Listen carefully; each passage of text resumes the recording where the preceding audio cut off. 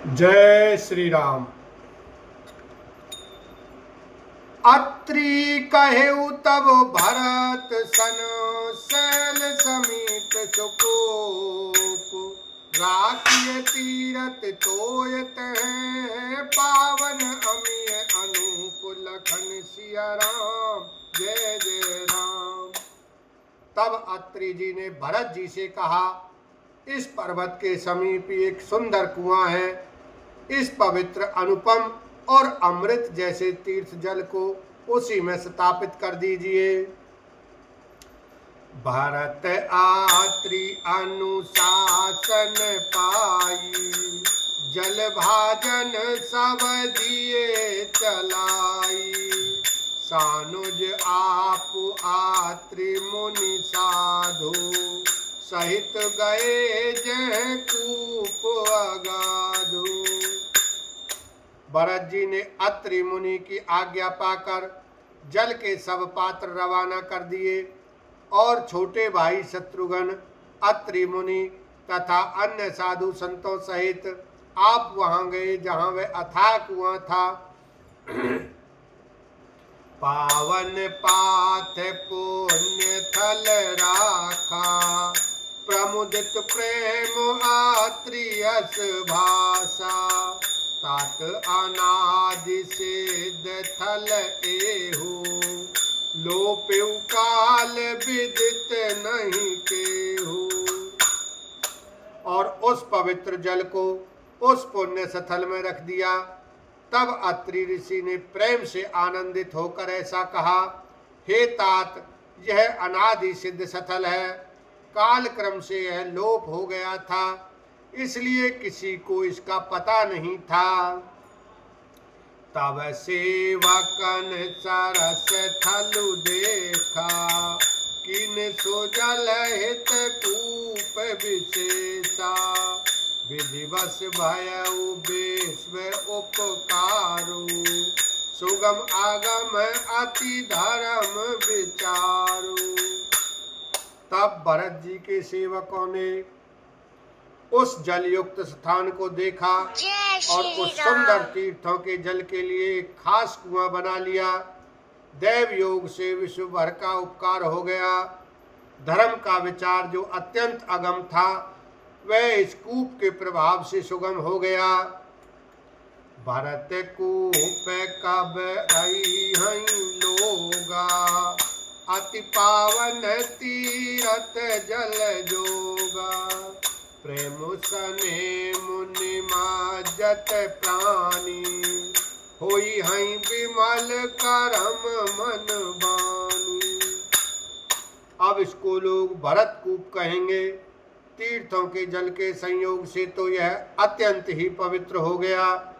इसमें प्रेम पूर्वक नियम से स्नान करने पर प्राणी मन वचन और कर्म से निर्मल हो जाएंगे। कहत कूप महिमा सकल, गए जहां रघुराव। अत्रि सुनायउ रघुबरई, तीरथ पुण्य प्रभाव। लखन सिया राम जय जय राम। कूप की महिमा कहते हुए सब लोग वहां गए जहां श्री रघुनाथ जी थे। श्री रघुनाथ जी को अत्रि जी ने उस तीर्थ का पुण्य प्रभाव सुनाया। कहतु धर्म इतिहास सप्रीति, भयउ भोरु निशि सो सुख बीती। नित्य निभाई भरत दो भाई, राम आत्रि गुरु आय सुपाई। प्रेम पूर्वक धर्म के इतिहास कहते वह रात सुख से बीत गई और सवेरा हो गया। भरत शत्रुघ्न दोनों भाई नित्य क्रिया पूरी करके श्री राम जी, अत्रि जी और गुरु वशिष्ठ जी की आज्ञा पाकर सहित समाज साज सब साध, चले राम बन अटन पयाद।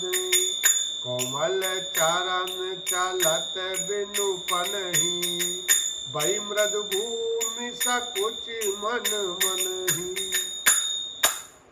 समाज सहित सब साजे साध से श्री राम जी के वन में भ्रमण प्रदक्षिणा करने के लिए पैदल चले, कोमल चरण है और बिना जूते के चल रहे हैं।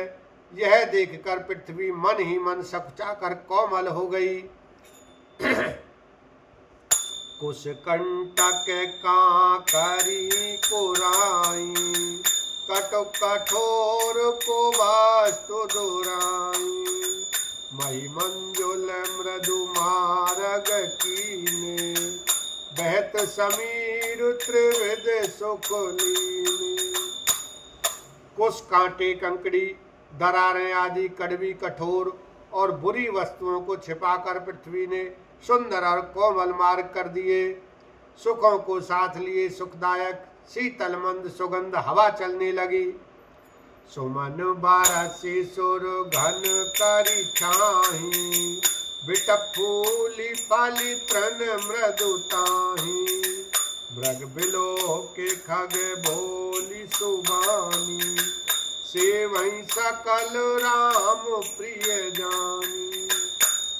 रास्ते में देवता फूल बरसाकर, बादल छाया करके, वृक्ष फूल फलकर, तृण अपनी कोमलता से, मृग पशु देखकर और पक्षी सुंदर वाणी बोलकर सभी भरत जी को श्री रामचंद्र जी के प्यारे जानकर उनकी सेवा करने लगे।